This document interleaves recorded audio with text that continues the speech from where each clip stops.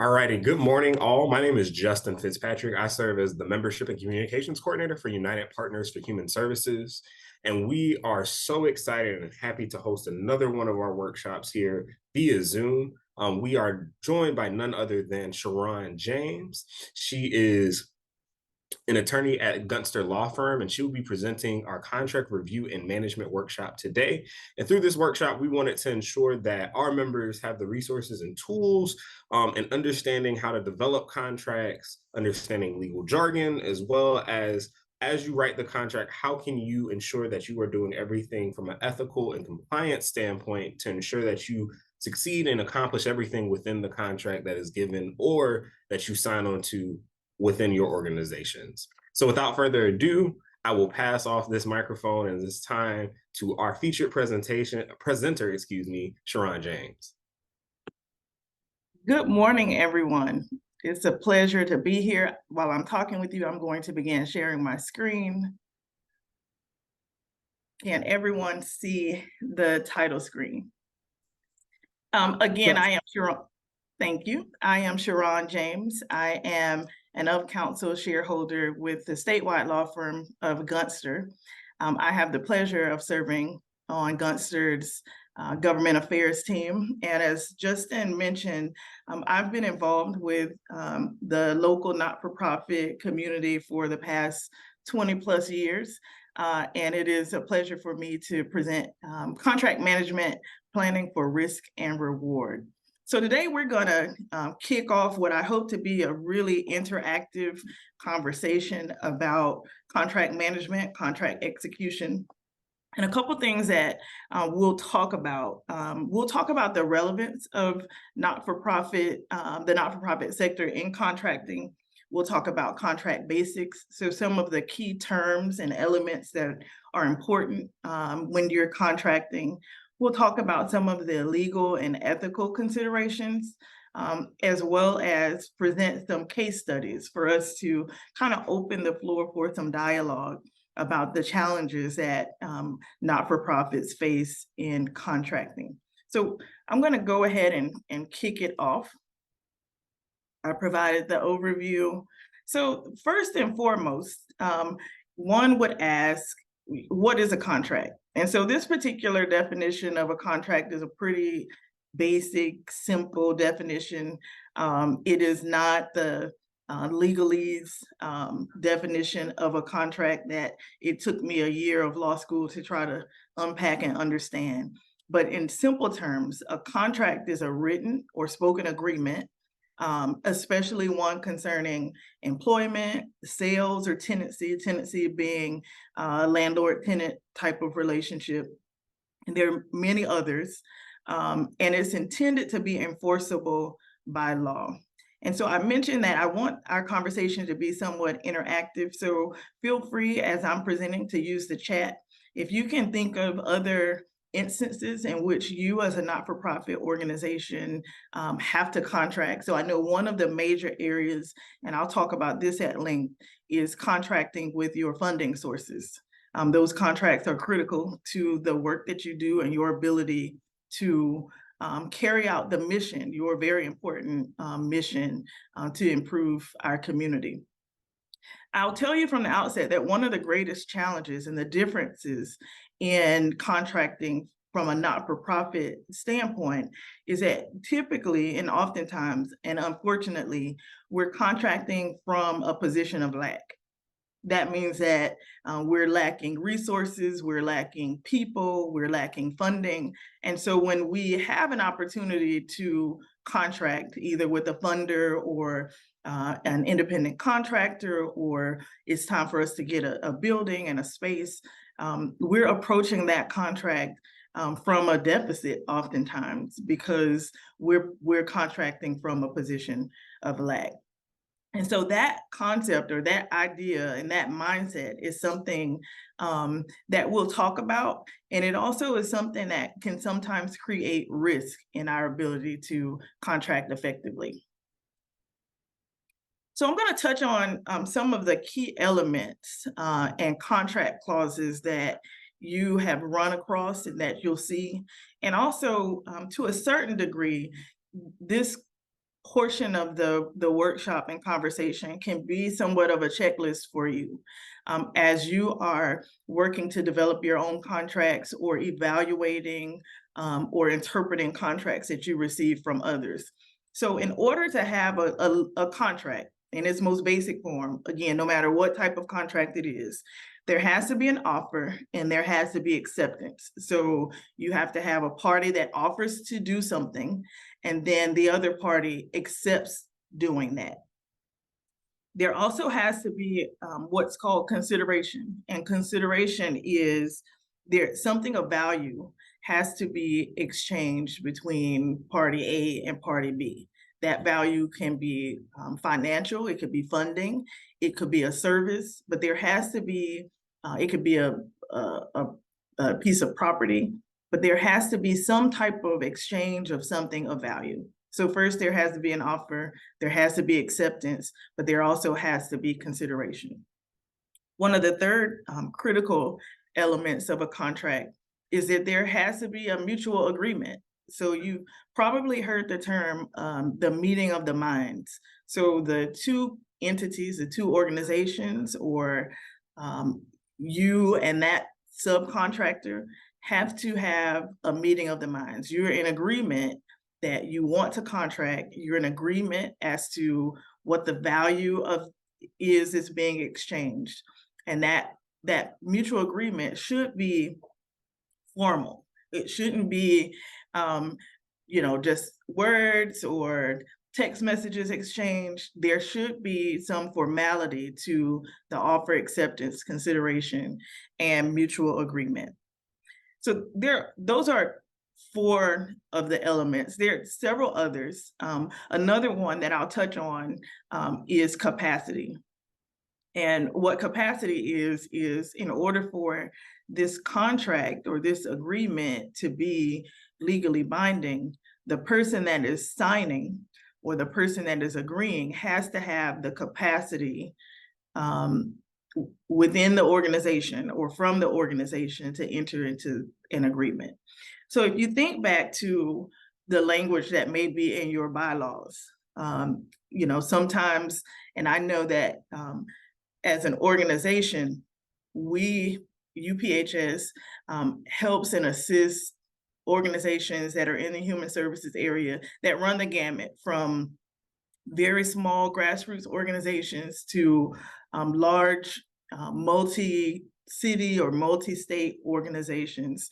But what's important, no matter what type of organization you represent today, that person that's entering into the contract has to have capacity. That capacity is typically spelled out in your bylaws. So whether it's an executive director or a president or chair of a board, in order for that contract to be valid, that person has to have capacity. So I'm gonna move on and cover a couple more areas. And these are some clauses or terms that you may see or have seen in various contracts.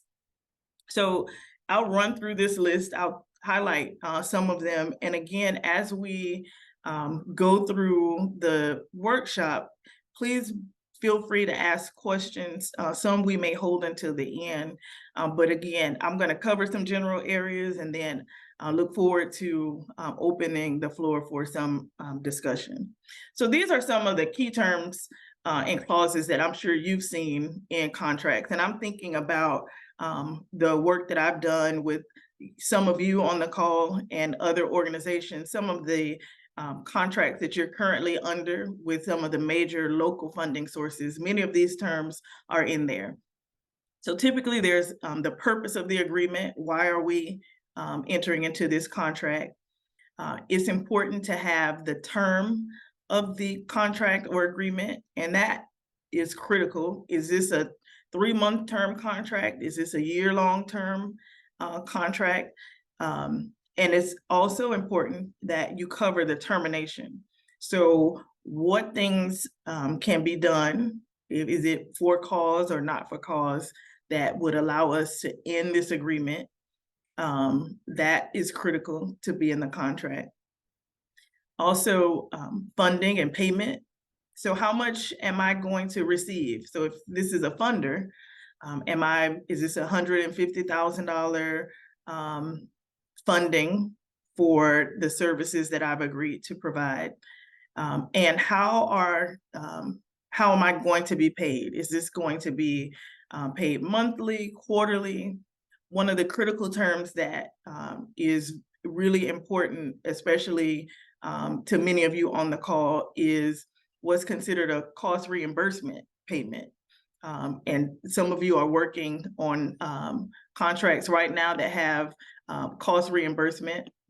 Essentially what that is that you're agreeing to cover the cost of the services prior to the funder paying. So that means that in terms of risk, and I'm jumping a little bit ahead, but you have to be sure that you have the ability to cover those costs and then receive payment on a reimbursement basis.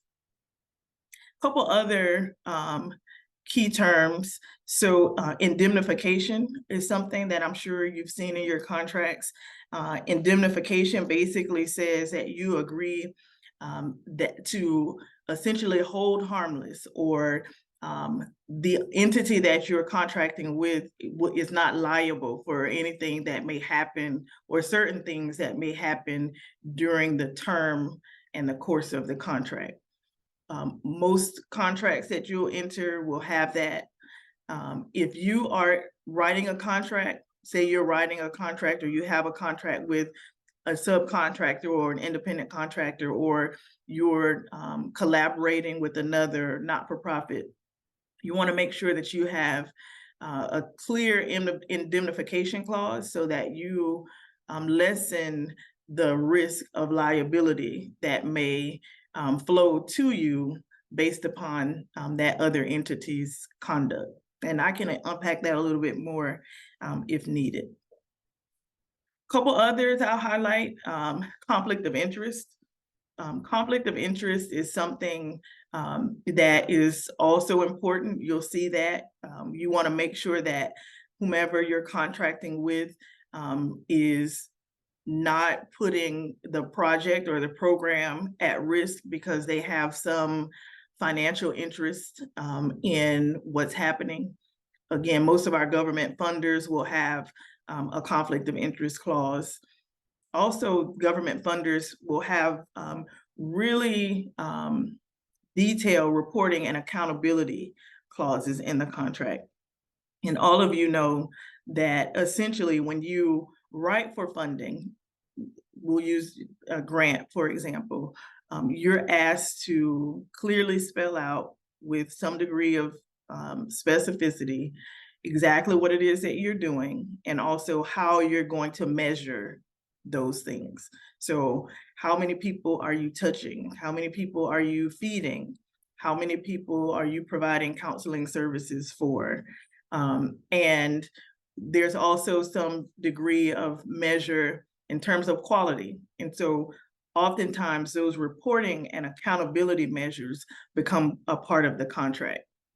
And if you fail to report based upon the reporting cycle, or you fail to meet those accountability measures, you could potentially be in breach of contract. And I'll talk a little bit about that also later. Force majeure, this is a term that I'm sure many of you have seen in contracts and may not have been really clear as to what it is.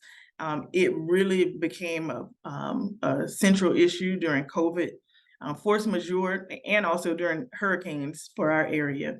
But a force majeure clause basically says that neither party is, or a particular party is not responsible for delays or impossibilities that are a result of acts of God or things out of your control. So if a hurricane comes and schools are closed, and you have a contract or you're on a grant that says you'll go into the schools and provide particular services, you're not responsible for providing those services when it becomes impossible for you to do that. because of some act of God. And so that's essentially what a force majeure clause in a contract is. And then one other area to highlight, typically towards the end of the contract, you'll see a dispute resolution clause. It's a clause that basically says how the two parties will, how you'll resolve any type of dispute. Sometimes you'll see that the clause says you'll go to arbitration or mediation. It may also say that you will go to court in the event of a dispute. And so those dispute resolution clauses are pretty typical. It'll also outline the jurisdiction where you'll go to court. And this is especially important if you're purchasing goods or you have a contract with someone that's outside of the state of Florida. It's important to look at the dispute resolution clause, particularly the venue clause, because it'll say whether or not, if you have an issue, whether you can file suit in Florida, jurisdiction is in Florida or some other state. And so you want to look at that because that could potentially limit your ability to any type of recourse if there's some form of breach under the contract. And then the last thing I have on the list is the kitchen sink. And basically what that is it means that you can put anything in a contract that's not illegal. So if you're writing a contract, keep in mind that anything you want to hold that other person or party to, put it in the contract. There's no, you may find a template and you'll just follow the template. It's just that. Anything that you want to bind the other person to, put it in the contract. You can put the kitchen sink in the contract as long as it's not illegal. Justin, I saw you pop on. Did we have any questions? Not so far. You're doing good. Okay. So I want to talk a little bit about risk and just generally risk management and some of the risks that you will run into in contracting, particularly as not-for-profits. And I think one of the greatest risks that you face, and I've seen this time and time again, is related to funding delays. And that's something, I touched on the cost reimbursement contracts, but also I'll give an example. You're a not-for-profit, you've been asked to go into, I'll use the school example again, to provide classes or to do some counseling sessions with, let's say, girls. I'll just use that as an example. And the contract that you have with that particular school or school district says that you'll be paid on a quarterly basis. I'm making up numbers. So you're paid $10,000 on a quarterly basis. And you hire a team to come in and provide those services. And it comes to the end of the quarter, you're supposed to be paid 30 days at the end of the quarter ending, and you don't have your payment. So the school is saying, it's in process. Our grant that we got from the federal government hadn't paid us, so you'll have to wait. So one of the biggest risks is funding delays. And one of the things that you should consider, particularly if you are using subcontractors or independent contractors, is to tie their contract. One, you should have a contract with any subcontractors or independent contractors that you're working with to deliver those services. And in that contract, and we've been successful on projects that I've worked on with this, clearly state in that subcontract that their payment is contingent upon your receipt of payment from the funder, which gives you, it's not always something that people like to do, But again, because we're contracting from a position of lack often, and there may be a lack of resources to have sufficient cash flow, you can, in your contract, tie the subcontractor or independent contractor's payment to your receipt of payment from kind of the prime contract. So funding delays is a major risk. Another major risk that you have to manage is the failure of someone to perform what they've contracted to do. And that's something that we run into issues a lot. Again, first and foremost, in order to hold anyone or any organization to that performance, there has to be a contract. And I know even in my introduction, it says, oral or written. In this space and in this day and time, the contract should be written. Oral and verbal contracts are really hard to enforce. So if you have a person or an entity and they fail to perform, it's risky. And so we have to have contingency plans in place. Oftentimes, I'm sure some of the folks on the call as executive directors or as key staff have had to step in and take the place of frontline staff in the event someone fails to perform. But you want to make sure first and foremost that you have a contract. And there are other areas of risk. Again, I touched on conflict of interest. Another area I'll touch on is unclear intellectual property rights. And I'll give an example kind of in our own community, in our own space, the type of issue that could come up. And these are all examples. I'm not using any specific people or persons. This is something that happens often in our space. You are working with, you're collaborating with another not-for-profit to deliver a curriculum, and you have worked with that entity or that person, it could even be a consultant, to write this curriculum, to deliver these services for the individuals that you're serving. And there's a huge question mark about who owns the rights to this intellectual property and this curriculum. So you want to make sure that's something that could happen very easily. I can think even in the haste and the excitement of writing a new grant, we're all sitting around the table, we're all excited, we're coming up with solutions that are going to, transform our community. We're all throwing ideas on the wall. We've come up with this curriculum, but who owns it? Do the individual consultants own it? Do the stakeholders at the table own it? Does the not-for-profit own it? And so that's a risk, and you want to make sure that in your contracts that you address that, and that there are clear conversations about who actually owns that intellectual property. So these are some of the things I touched on. So the funding delays, service delivery failures, people not doing what they said they were going to do. Two other ones, legal and regulatory challenges are a risk.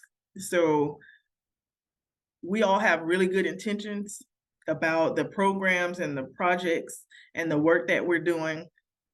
Sometimes our bright ideas have legal and regulatory challenges that make it difficult for us to fulfill or do what it is that we are proposing to do.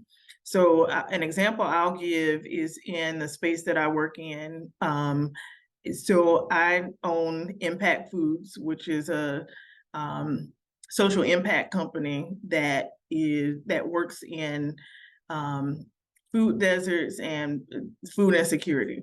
And so that space, food, is a highly regulated area.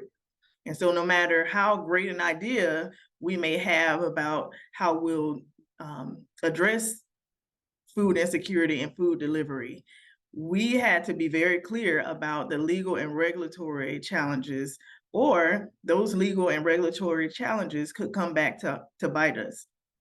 So again, in that example, food kiosks are regulated by the Department of Business and Professional Regulations. Food service is regulated. And so no matter how great an idea it is, we all have to be very mindful that we understand those legal and regulatory challenges. Most of the contracts have a clause in them that says that you will comply with all legal and regulatory requirements, and you're on the hook for that. And so if you jump out there in the middle of an ocean with great intentions to provide wonderful services and then realize, oh, I didn't know that I had to use a licensed caterer for this feeding program, you can be, shut down, and your grant or contract that you're under can be at risk because of those legal and regulatory challenges. And then the last one I'll touch on is reputational risk. I talked a little bit about the accountability measures that are built into contracts, and our ability to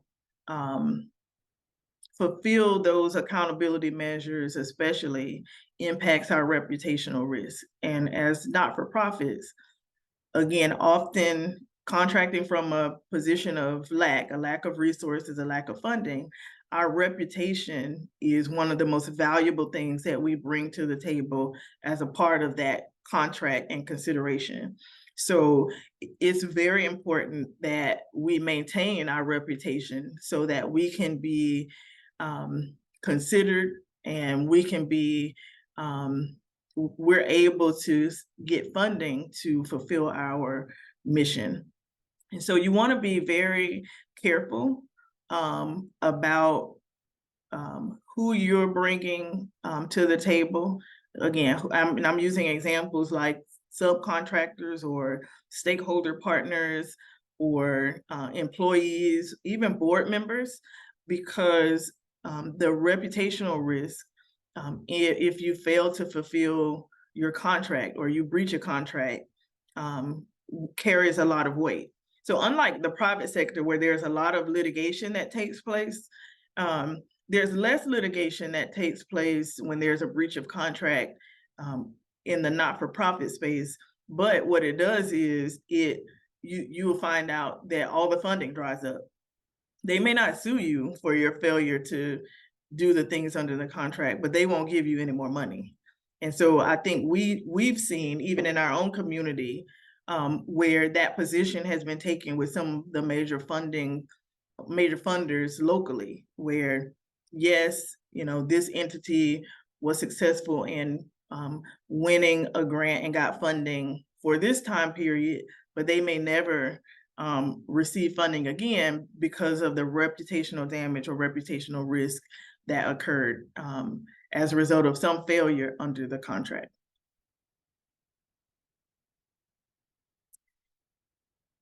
Couple other things before I open the floor for some discussion, and that is just I encourage you all to negotiate, especially if it's your contract. You always want to write your contract from the position that is most favorable to you. So if you are, let's say you're working with a consultant and you draft a contract so you can bring this consultant on to do something, and you know that you need as much time as possible to pay the consultant. And I'm just using examples. You want to make sure that the payment terms are the terms that are favorable to you. If you want the work product to be turned around quickly, you wouldn't enter a term contract for a year for the person to prepare the strategic plan. You would say the term of this contract is 90 days or 3 months, because you know that you need this turned around very quickly. So when you're drafting the contract, you want to make sure that those terms are most favorable to you, and it's up to that other entity to negotiate better terms.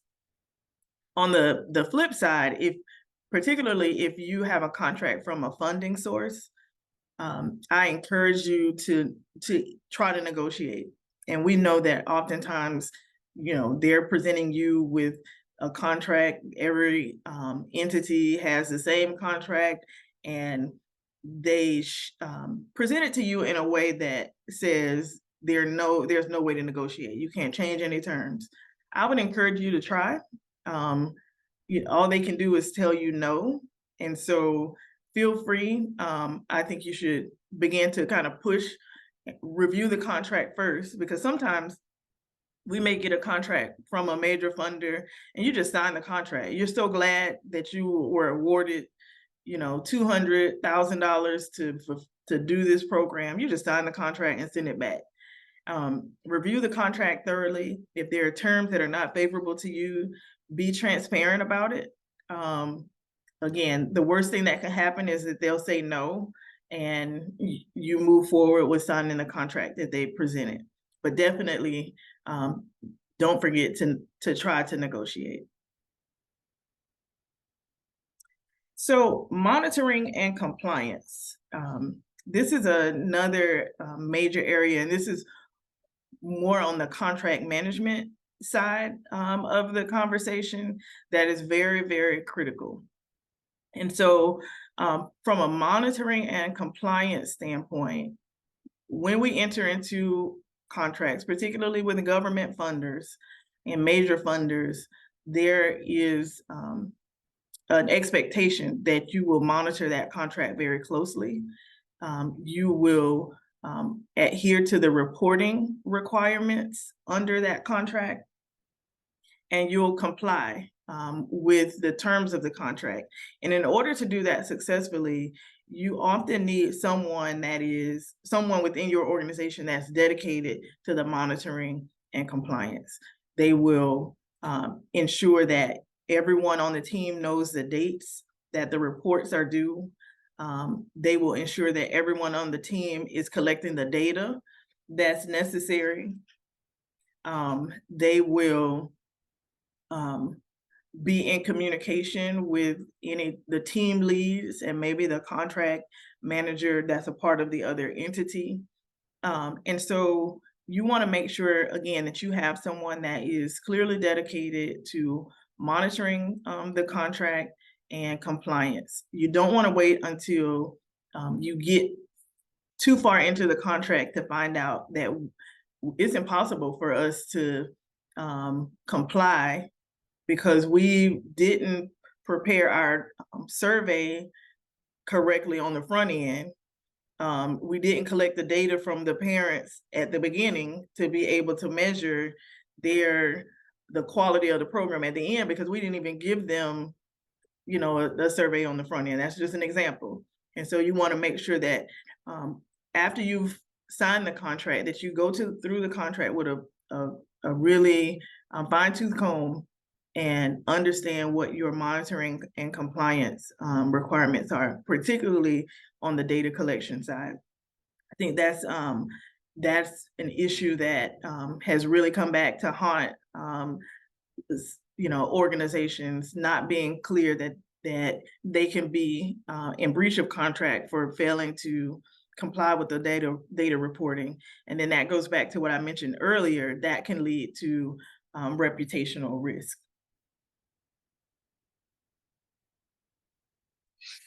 Any questions? Any questions anyone want to ask so far? We do have one in the chat from Dr. Wooden, and he asks, are volunteer board service agreements considered contracts? Yes, volunteer board service agreements are considered contracts. You want to make sure that your board service agreement covers the elements that I talked about, and even many of the key clauses. So an example is, and I'll go through quickly, the main elements. There's an offer. So there's an offer to serve on the board. There's acceptance. Yes, I want to serve on the board. The consideration is my time. In exchange for your time, you are, held partially responsible for the governance of this organization, the strategic vision of this organization. There's sometimes consideration in terms of a board member minimum fundraising or donation requirement, that's consideration. And so you also want to have a term. So typically what I've seen and what works well, even if the person's board term is a 2-year term, I've seen organizations successfully have everyone re-sign their board service agreement on an annual basis. That's important because, especially if you have a clause in your board service agreement that has a minimum donation requirement, you want that person to accept every year that $500 or $1,500 they're responsible for that on an annual basis. Any other questions? Just thank you for answering that. I appreciate it. Yes.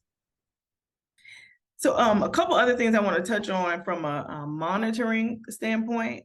And these are just some practical things that you can do. I recommend having what's considered a performance dashboard.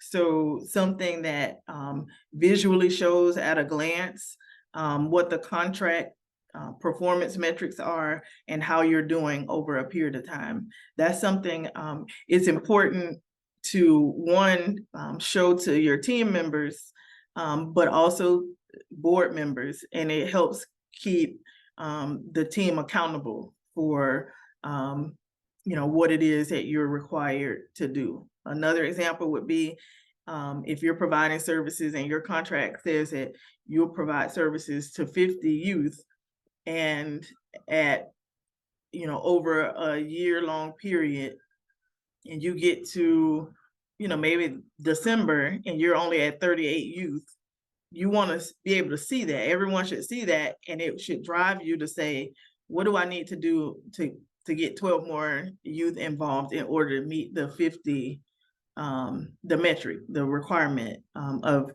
providing services to 50. Another practical recommendation is to schedule an audit. And audit is often a scary word, and it doesn't have to be a formal audit. It can be an informal internal audit.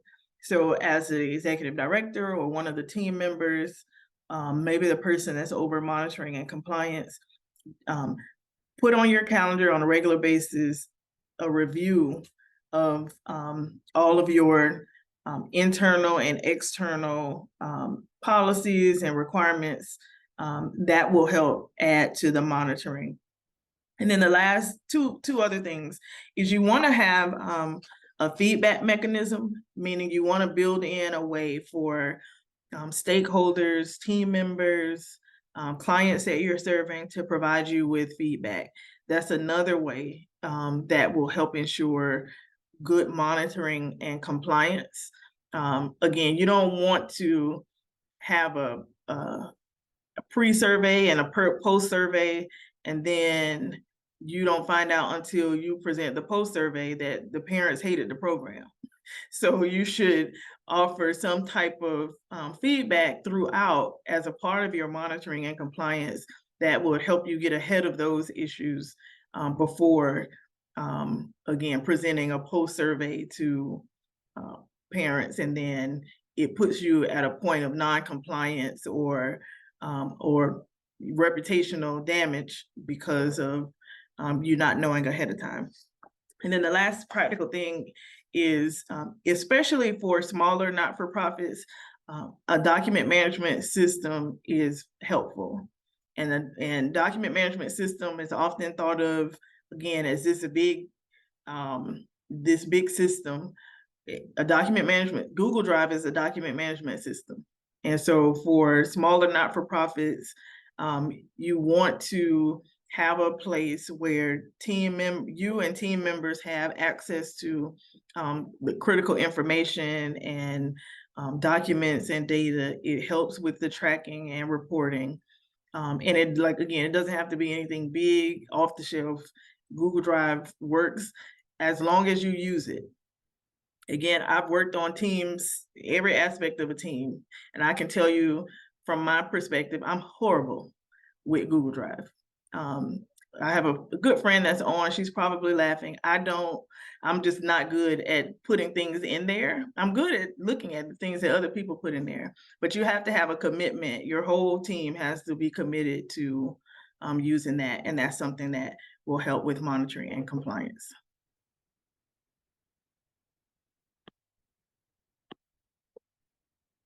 I've touched on legal and ethical implications some.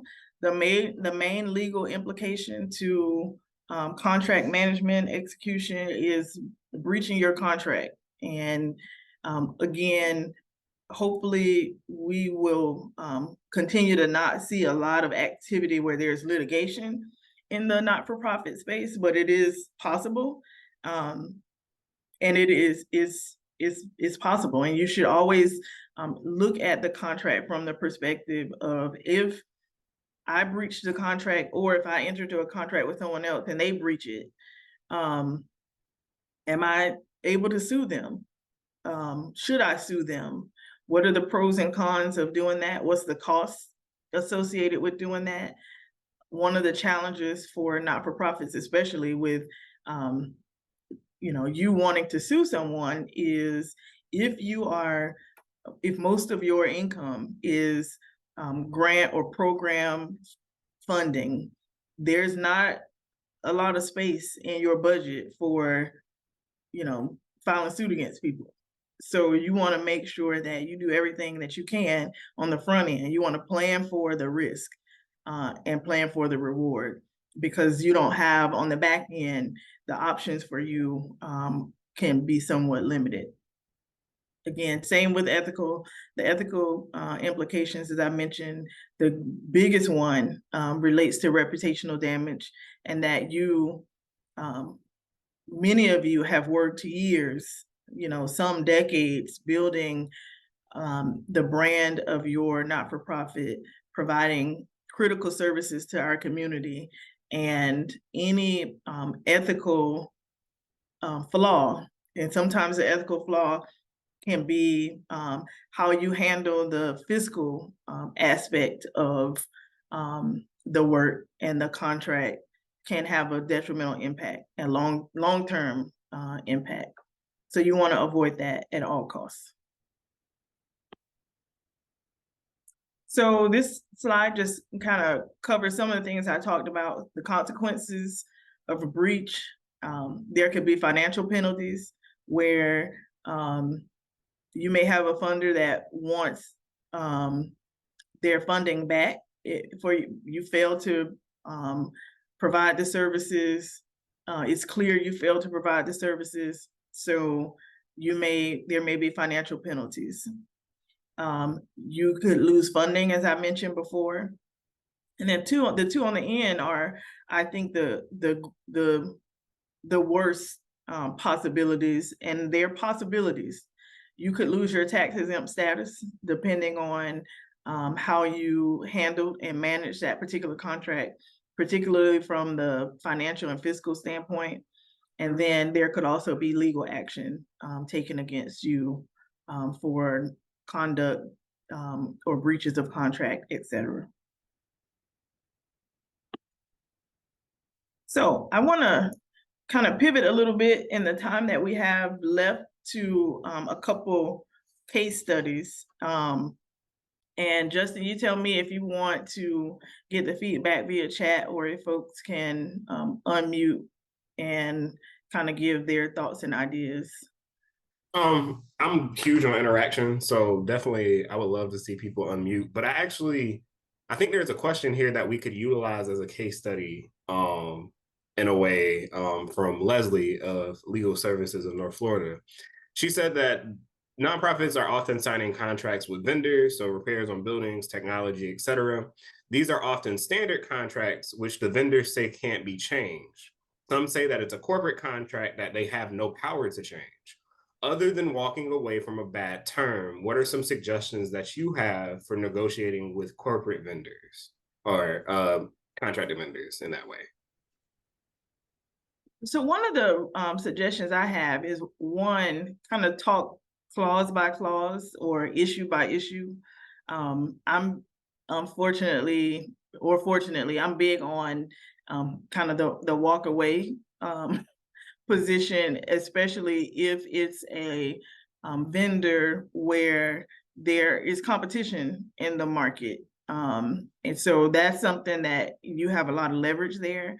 But otherwise, I would be very open and transparent in the negotiations with the vendor about the need. And so an example would be in the private sector, you may have someone negotiating for a reduction in price.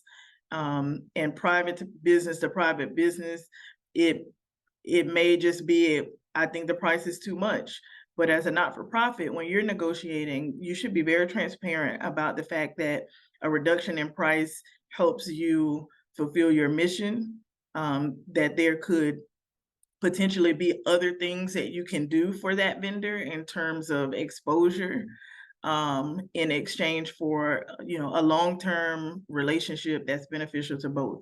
So I think kind of leveraging your position as a not-for-profit, leveraging opportunities that you have to, market or give that company exposure is important. But definitely, Leslie, I tend to take more of a hardline approach in that, especially if you have other options in the community to go somewhere else.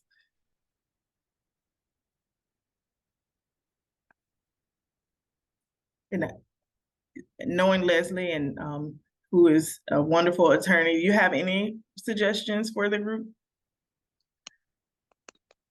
I mean, not really. I mean, it's just one of those things, and a lot of times it's an indemnification clause, or it's a liability clause, or it's it's something like that somebody says we have no liability if something goes wrong, and that's always an uncomfortable thing to sign. And I think unfortunately it's becoming more and more common that that's in all the contracts that we're signing, is whether or not, especially in the technology, if there's a breach of our systems and all of your personally identifiable information gets out into public, oops, we're sorry, it's not our fault. It's a really uncomfortable place to be in. And I'm just curious. I was curious to hear if it really was just walk away, because that tends to be where we're stuck with is try to find another vendor, or just hold our nose and sign on because we don't have a choice. Mm-hmm. And related to that, a lot of the conversation today is really just balancing risk versus reward. And if the particular clause, like in the indemnification clause, is such that it's too risky, then you may literally have to walk away, because their failure in that area could be, so detrimental to your ability to continue. So those are just really some of the really hard decisions that you have to make. The other thing that I haven't said, and I made a point to myself to not say this over and over again, but I'll say it now, and that is, what we're talking about today are things that you should consider. But when you are have issues with things like indemnification clauses and other levels of liability, you should definitely work with an attorney. Like, there are some parts of the contract that are so risky and so important that you really shouldn't try to go at it alone. And so that's the example that Leslie gave, just kind of prompted me to say that again, that sometimes it's not something that you can try to negotiate on your own. You should try to retain counsel to assist in that. Any other questions? We have two more in the chat. Jewel asks, are there any reputable resources to find contract models and or templates? Yeah, so and back to what I said, I think that templates are a great starting point. There are a few really good websites that can get you started. Really, at this point and where we are in terms of technology, a Google search for a contract template can definitely help. There are, and this is something that I can talk with Justin and LaShawn and Amber. There are probably 4 or 5 major areas of contracting that each of you deal with. So, independent contractor, employment, some form of maybe repair, and then your funders. And so there are standard contracts out there that you can start with. You should only start with that. Think about the checklist of terms that are common, go through that, add the kitchen sink, and then have someone review it. But we may be able to help identify some standard templates that you all can begin using and operating with for those kind of 4 or 5 critical areas, because most of them are pretty much the same. And then Janae White asks, is there an application that can help maintain contracts and performance metrics that you're aware of? No, not that I can think of. And I'm sure there's something out there. Many of the metrics are custom, and they just really are contract dependent. What I would say related to that, and this doesn't necessarily answer your question, Janae, but what I've seen in the from funders is that you have an opportunity to present your own performance metrics. So you make sure that the metrics that you present in the application or in the response to the grant are ones that you're very comfortable with.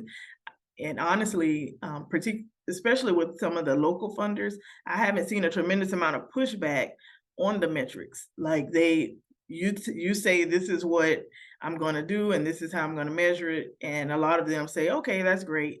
And so on the front end, you want to make sure that they're good metrics for you. But then you can use, some Google software to help measure.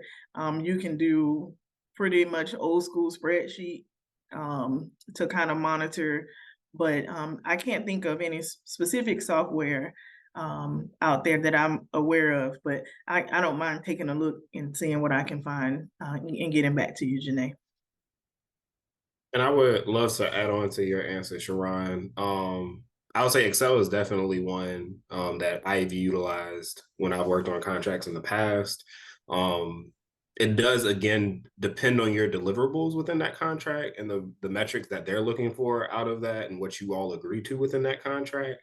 So I would say that's a great starting spot. Google Sheets is the Google platform version of that where you can share it online, and it's kind of like a live living spreadsheet. So then you can share it amongst your team. And as the contract is being worked within your organization, you're able to input that data and it just shoots out the metrics for you based on the different things that you put on it from a data standpoint.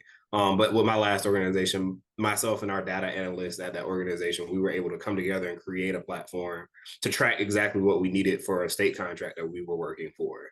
So I would say that is definitely a best starting spot. There are like more advanced versions of those, like Power BI and other things that you can utilize as well.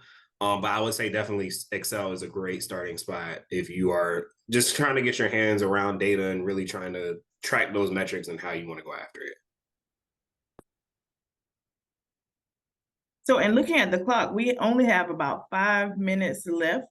And so I want to, instead of jumping into a case study, I want to just ask one last time if there are any questions, specific questions, anything that we haven't touched on so far, things that you all may have experienced. I know I focused a lot on funding agreements, but what are some of the other things that you may be challenged with in terms of contracts? Are they, again, related to subcontractors or independent contractors? I will say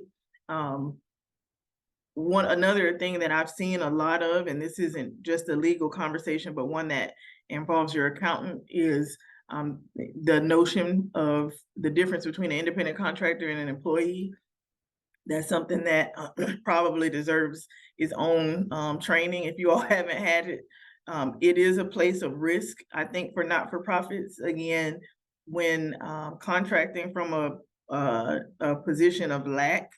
When you look at the numbers and you do your pro forma and you include all of the Social Security and FICAs and everything else, sometimes we lean towards independent contractors because we feel strongly that we can stretch the dollars. But you also want to make sure that you are meeting the legal definition of independent contractor, so that, again, you don't run into a situation where you're putting your program and organization at risk because you are not using the correct status for those that are working with you. Karen? Yeah, I just wanted to I wanted to ask you if you could kind of stay on a minute. I know we were running out of time. Just to have a brief conversation about the question I asked about protecting program funding from litigation. Is that possible? I don't mind holding back. Okay, thanks.